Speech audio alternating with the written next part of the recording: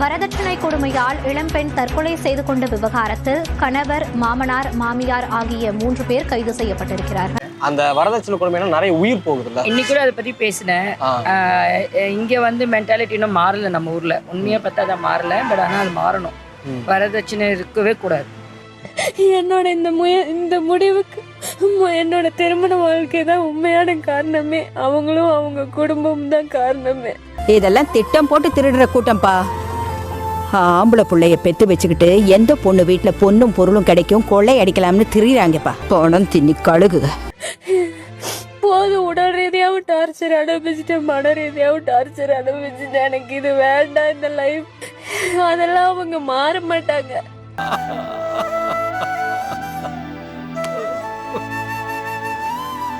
இப்போ இந்த ஜெனரேஷன்லயும் வந்து இந்த வரதட்சணை அப்படின்றது வாங்குறாங்கன்னு நீங்க நினைக்கிறீங்களா? கல்யாணமே நடக்கிறது இல்லை எனக்கு தெரிஞ்சு. நல்ல கல்யாணம் எல்லாம் ஓடி போறாங்க, இல்லை லவ் ஃபெயிலியர் ஆகுது. ஓகே.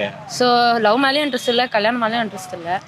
இப்போ அந்த டார்ச்சர் பண்ணி 10 பேர் இறந்து போற அளவுக்கு நடக்குதுல்ல, அதெல்லாம் பார்த்தா அது என்ன சொல்ல? அது போலீஸ்கார நம்ம இது நடவடிக்கை எடுக்கணும் கண்டிப்பா. ஏன்னா இல்ல நடுத்தர குடும்பம் எங்க போவாங்க? ஒரு கஷ்ட காலத்துல நாங்கெல்லாம் ஒரு கஷ்ட காலத்துல தான் இருந்தோம், இல்லைன்னு சொல்லல. இருக்கிற அண்ணன் தம்பிங்களுக்கு எல்லா உற்றார் உறவாருக்கெல்லாம் வந்து அன்னைக்கு பெரியவங்க செஞ்சு வச்சுட்டாங்களே, இந்த கஷ்டத்துலயும் நாங்க வாழ்க்கைய வந்து பணியை வச்சுதான் போய்கிட்டு இருக்கிறோம். கடன் வாங்கி வந்து பெத்தவங்க அவங்க கடன் கட்டுறது அவங்க இது பண்ணிப்பாங்கல்ல, கடனால அவங்க சூசைட் பண்ணிப்பாங்கல்ல.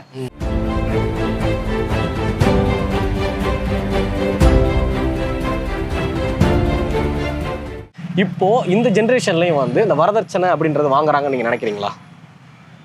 கல்யாணமே நடக்கிறது இல்லை எனக்கு தெரிஞ்சு. நல்ல கல்யாணம் எல்லாம் ஓடி போறாங்க, இல்லை லவ் ஃபெயிலியர் ஆகுது. ஓகே. ஸோ லவ் மேலேயும் இன்ட்ரெஸ்ட் இல்லை, கல்யாணம் மேலேயும் இன்ட்ரெஸ்ட் இல்லை. இப்போ இந்த காலத்துல 100%க்கு 95% வந்து லவ் மேரேஜ் தான் நடக்குது. சரி. ஆனாலும் இப்போ இந்த வரதட்சணை கொடுமைன்றது வந்து இன்னமும் நம்ம ஊர்ல அதிகமாக தான் இருக்கு. அதை பத்தி நீங்க என்ன நினைக்கிறீங்க? தப்பு, ரொம்ப தப்புன்னு நினைக்கிறேன். அந்த வரதட்சணை கொடுமையில நிறைய உயிர் போகுதுல்ல. இன்னைக்கு கூட அதை பத்தி பேசினேன். இங்க வந்து மென்டாலிட்டி இன்னும் மாறல. நம்ம ஊர்ல உண்மையா பார்த்தா அதை மாறல. பட் ஆனா அது மாறணும். வரதட்சணை இருக்கவே கூடாது. We are not supposed to be giving, we are not supposed to be getting. bribing இருக்கக்கூடாது. அது bribing தான். ஒரு வீட்டில் நல்லா அன்பாக நேசிக்கிறாங்க, ஒரு வீட்டில் கொடுமை தான் பண்ணுறாங்க. இல்லாதெல்லாம் டார்ச்சலும் கொடுக்குறாங்க, பொண்ணுங்களை ரொம்ப சித்திரவாதியும் பண்ணுறாங்க. கொஞ்சம் போனால் அவங்க எட்டி அடிக்கிறதும் உண்டு. அது மாதிரி ரொம்ப காரியம்லாம் நடக்குதுதான். அதான் இப்போ வந்து கொடுக்கறதுனா கொடுக்கலாம், ஆனா அது டார்ச்சரா பண்ணி கொடுக்கலாம். இருந்தா கொடுக்கலாம், இல்லாத பட்சத்துக்கு எங்க போறது? இருக்கப்பட்ட அந்த காலத்து முன்னோர்கள் சேர்த்து வச்சிருந்த சொத்து சொகம் இருந்தா கொடுக்கலாம். இல்ல அப்படின்னாக்குள்ள என்ன பண்ண முடியும்? நடுத்தர குடும்பம் என்ன பண்ண முடியும்? நம்ம அதை யோசனை பண்ணணும். அதை யோசனை பண்ணி தான் நம்ம செய்யணும். இப்போ அது வந்து ஓகே, இது வந்து நம்மளால கொடுக்க முடிஞ்சது கொடுக்கலாம் அப்படின்ற ஒரு அது அவங்க பேரண்ட்ஸ் விருப்பப்பட்டா கொடுக்கலாம், வாங்கிக்கலாம், அது வேற. ஆனா அது வரதட்சணைன்னு சொல்லிட்டு அதை வச்சுதான் மேரேஜ் பண்ணுவோன்றது அது தப்பு தான். ஆனா இப்போ அதை வச்சு டார்ச்சர் பண்ணி சம்திங் அது ரொம்ப தப்புங்க, ரொம்ப தப்பு. சூசைட்லாம் நடக்குது. அது ரொம்ப அத பத்தி நீங்க என்ன நினைக்கிறீங்க? என்னோட இந்த முடிவுக்கு கவினும் ஈஸ்வரமூர்த்தியும் சித்ராதேவியும் தான் காரணம்.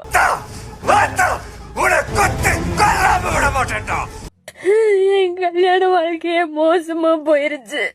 என்ன மன்னிச்சிருங்கப்பா, என்ன மன்னிச்சிருங்கம்மா. போலீஸோ வேற யாராச்சும் வந்து ஏதாவது சொன்னா நீங்க யாருக்காக தலைக்குழிய வேண்டாம், இத போட்டு காமிச்சிருங்க.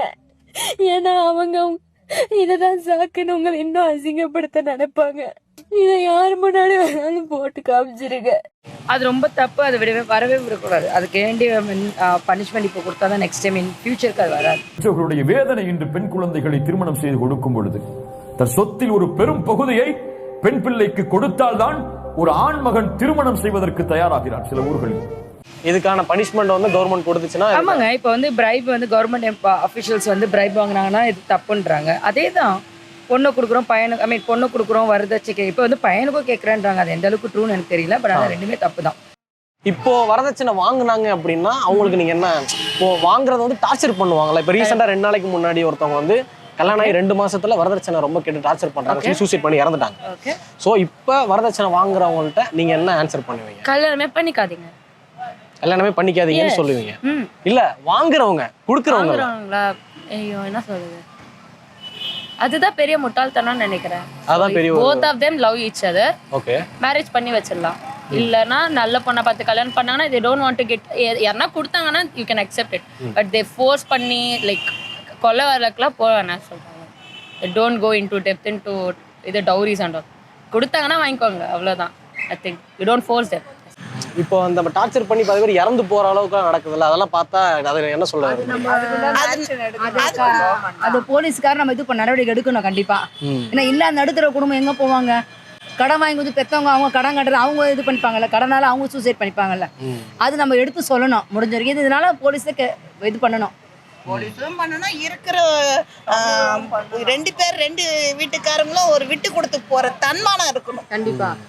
தன்மானம் இருந்தாலே, ஆமா 2 அண்டர்ஸ்டாண்டிங் இருந்தாலே வாழ்க்கை நல்லா ஓடும். ரயில் வண்டி மாதிரி நல்லா ஓடிக்கிட்டே இருக்கும், ரொம்ப தூரம் ஓடும். இதே முன்னாடி வந்து இப்போ அப்பா அம்மாவை பார்த்து கல்யாணம் பண்ணி வச்சாங்க. அப்போ வந்து ஒரு குறிப்பிட்ட ஒரு கஷ்ட காலத்துல நாங்கெல்லாம் ஒரு கஷ்ட காலத்துல தான் இருந்தோம், இல்லைன்னு சொல்லல. இருக்கிற அண்ணன் தம்பிங்களுக்கு எல்லா உற்றார் உறவாருக்கெல்லாம் வந்து அன்னைக்கு பெரியவங்க செஞ்சு வச்சுட்டாங்களே, இந்த கஷ்டத்துலேயும் நாங்கள் வாழ்க்கையை வந்து பணியை வச்சு தான் போய்கிட்டு இருக்கிறோம். ஒரு மான மரியாதை எல்லாத்துக்கும் வேணும் விளையணுன்றதுனால அப்படி போகிற மக்களும் உண்டு. நல்லா சுதந்திரமாக வாழ்ந்துட்டு நாம் ஏன் இப்படி போகணும் அப்படின்றது ஒரு கீழ்த்தனமாக போய் சூசைட் பண்ணிக்கிறதும் உண்டு. இல்லை அப்படின்னா நம்ம இப்படியே தான் நம்ம வாழ்க்கை அப்படின்னா நம்ம வாழணும்னு நினச்சாக்க எப்படி வேணாலும் வாழணும். இந்த கலியுகத்துல வழியா போக கூடாது, நம்ம நேர்மையா உழைக்கணும். அதான் நம்ம கையில வேலை செய்யணும், அது நம்மளுக்கு போதும்ல. எல்லா குடும்பத்துல கஷ்டம் இருக்குது, கஷ்டத்தை கொடுத்திருக்கிறார், கை கால் படைச்சிருக்காரு, எல்லாரும் வேலை செஞ்சு பார்க்கணும். நம்மள மிஞ்சின் என்ன இருக்குது, உழைப்போம், பார்ப்போம், நம்ம பாதை நம்ம நேர்மையா போவோம், அப்படி நம்ம நேரம் நம்மளோட வரட்டும் அப்படின்னு நினைச்சா நம்ம வாழ்க்கை நல்லா ஓடும்.